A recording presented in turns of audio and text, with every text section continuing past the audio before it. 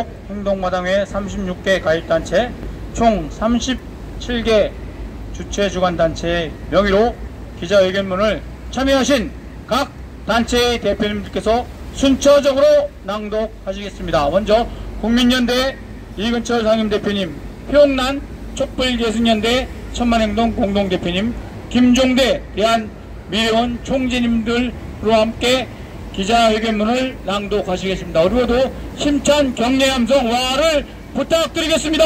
와!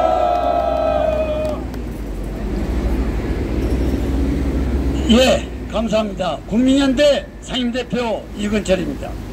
제7공화국 건설 관련 공개지휘와 직접 민주주의 절병 개헌 일정 공약 촉구 기자회견. 21대 대통령 후보는 자기 정부 최고 중요 정치 가치와 제7공화국 수립 방안을 펼쳐라. 직접민주제 도입 등 국민주권 보장, 부흥, 개혁과 주권재민, 연성헌법 전환 일정을 공약하라. 지난 5월 9일 민주당, 조국혁신당, 진보당, 기본소득당, 사회민주당 등 5개 정당은 광장대선, 연합정치시민연대, 광장대선연대 또는 광장연대와 함께 이재명을 광장후보로 지지한다면서 공동 선언문을 발표했다. 이 선언문에 있는 여러가지 합의사항 중 하나가 국민의 기본권 강화와 헌정질서 수호를 위한 개헌의 필요성에 대해 공감하고 대선 후 국회 헌법개정특별위원회를 통해 국민 참여형 개헌을 임기 내 신속하게 추진한다는 것이다. 임기 내 신속하게는 서로 충돌하는 표현으로서 강조점이 어디에 있는지 광장 후보에게 질의하지 않을 수 없다. 특히 개혁의 방향과 속도 및 본의, 법과 깊이 및 지향점, 새로운 최고 가치와 원칙 및 규범 등을 결정하는 개헌에 관한 합의를 후보가 보고받은 것인지 여부, 그리고 이토록 중요한 합의가 왜 10대 공약에 포함되지 않는 것인지 등에 대해 공개 질의한다. 사실 당선이 확정되자마자 취임하여 국정을 운영해야만 하는 이번 6.3 조기 대선은 지난 4월 4일 헌법재판소가 20대 대통령 윤석열을 파면했기 때문에 실시하게 된 것이다. 이는 그 무엇보다도 먼저 그 누구도 헌정질서와 법치주의에서 자유로울 수 없다는 것을 뜻한다. 요컨대 우리 국민이 6월 3일 제21대 대통령을 선출하게 된 것 역시 헌법 제68조 제2항 규정에 따른 것이다.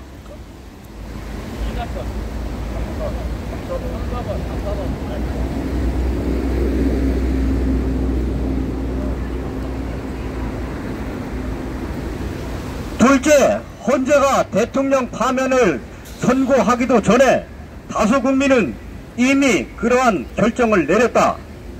헌재 판결로 임기를 채우지 못하고 권좌에서 쫓겨나게 된 대통령이 박근혜를 포함하여 2명이나 된다는 것이 매서운 한겨울 강추위 긴 밤을 새우며 집시와 시위 등 합법적인 행위를 통해 이러한 입장을 지속적으로 표명했기 때문에 가능한 것이었다.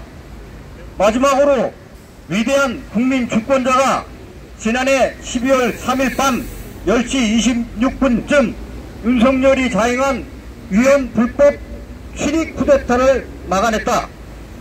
이들 행위는 영훈적이고도 연속적인 행동으로서 분초를 다투는 급박하고도 위중한 상태에서 목숨을 내건 순간적인 결단과 용기가 없었다면 결코 내란을 저지할 수 없었을 것이다.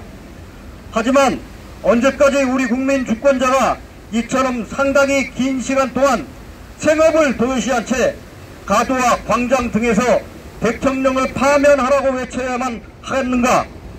또 대통령 등 모든 공직자가 행사하는 국가 권력과 국민은 도대체 어떤 관계에 있는가? 근본적인 의문을 제기하지 않을 수 없다.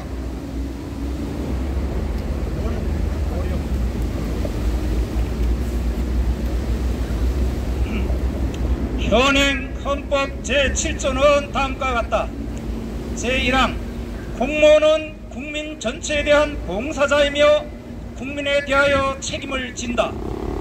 제2항 공무원의 신분과 정치적 중립성은 법률이 정하는 바에 의하여 보장된다. 이 규정에 따르면 대통령 등 모든 공직자는 국민에게 봉사해야 마땅한 모섬, 즉 공복에 불과하다. 즉 국민 전체에 대한 봉사자로서 국민에 대해 시기별 책임과 정치적 중립성 등을 준수한다면 임기 동안 일체의 신분적 불이익을 당하지 않는다. 하지만 모든 공직자는 그 직위의 높낮이와 무관하게 자기 직위에 따라 적절하게 부여된 각종 직권을 행사하는 권력자이기도 하다.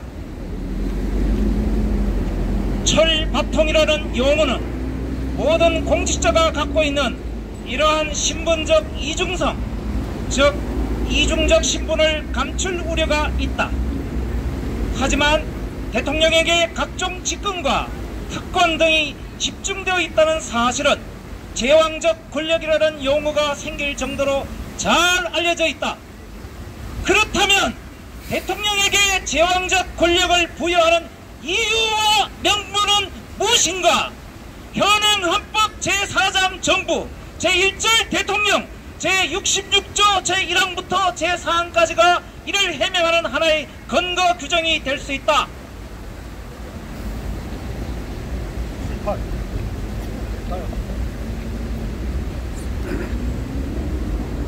제1항 대통령은 국가의 원수이며 애국에 대하여 국가를 대표한다.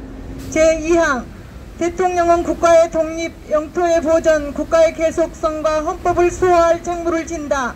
제3항 대통령은 조국의 평화적 통일을 위한 성실한 의무를 진다. 제4항 행정권은 대통령을 수반으로 하는 정부에 속한다. 특히 현행 헌법 제69조는 대통령에게 이토록 중차대한 신분과 직책 등을 부여한다는 것을 강조하고자 다음과 같이 규정하고 있다. 대통령은 취임에 즈음하여 다음에 선서를 한다. 나는 헌법을 준수하고 국가를 보위하며 조국의 평화적 통일과 국민의 자유와 복리의 증진 및 민족문화의 창달에 노력하여 대통령으로서의 직책을 성실히 수행할 것을 국민 앞에 엄숙히 선서합니다. 그렇다. 대통령은 이처럼 여러가지 다중직책을 겸직하며 이에 따라 막강한 직권을 행사할 수 있다. 게다가 이번 조기 대선은 내란 혐의자들에 대한 사법 처리는 물론 이들 헌정 파괴 행위를 비호하고 동조하고 선동한 정당과 후보 등에 관한 평가와 심판 및 헌정 질서 수호 등과 관련하여 거대한 파도처럼 출렁이는 민심이 쏠림 현상을 보일 수 있다. 즉 압도적 표차로 차기 정부가 출범할 수 있어 상권 분립이 제대로 작동하지 않을 수 있다. 이는 윤석열 정부에서 지속적으로 되풀이되던 편향적이고 불공정한 검경 수사와 기소 및 재판 등이 이번 조기 대선에 큰 영향을 미칠 수 있기에 예상할 수 있는 미래에 불과하다. 하지만 지나친 권력 집중과 과잉 독점 등 절대 권력은 부패하기 쉽다. 또 절제되지 않고 남용될 수 있어 큰 저항과 반발 등을 낳을 수 있다. 게다가 불공정한 언론 보도와 가짜 뉴스 등으로 형성된 범죄자 이미지, 방탄 프레임 등을 둘러싼 논란으로 헌법 84조 해석을 둘러싼 논란 등이 발생하여 그 개정 등 개헌이 차기 정부의 발등에 불이 될 수 있고 시급하고도 가장 중요한 과제가 될 수 있다. 이들 논란을 피하고자 형사소송법 관련 조항이나 공직선거법 관련 조항 등을 개정한다면 위헌소송과 권한쟁의 및 효력정지 가처분 신청 등이 잇따라 제기되어 정상적인 국정 운영이 어려울 수 있다. 이러한 우국 중정에서는 우리는 여러 차례 이번 6.3 조기 대선의 부분 개헌을 동시에 실시하고자 촉구했다. 특히 지난 4월 24일에는 집전민주제 도입 등을 핵심으로 보궐선거 원인 제공 정당 소요 비용 부담, 파면 대통령 배출 정당 공천권 박탈 제한, 전시회 비상개헌 불가, 직무정지 대통령 권한대행 국회 선출, 영장신청 발부, 검판사 독점 금지 등을 포함하는 부분 개헌안도 발표했다. 거대 양당을 비롯한 원내 정당은 우리의 애국 예민 정신을 철저하게 외면하여 조기 대선과 부분 개헌 동시 실시는 현실적으로 물거품이 되고 말았다. 하지만 광장 후보를 지지한 5개 원내 정당이 임기 내 신속한 개헌에 합의했으므로 지난 5월 11일 중앙선관위에 제21대 대통령 후보로 등록한 7인에게 공개 질의한다.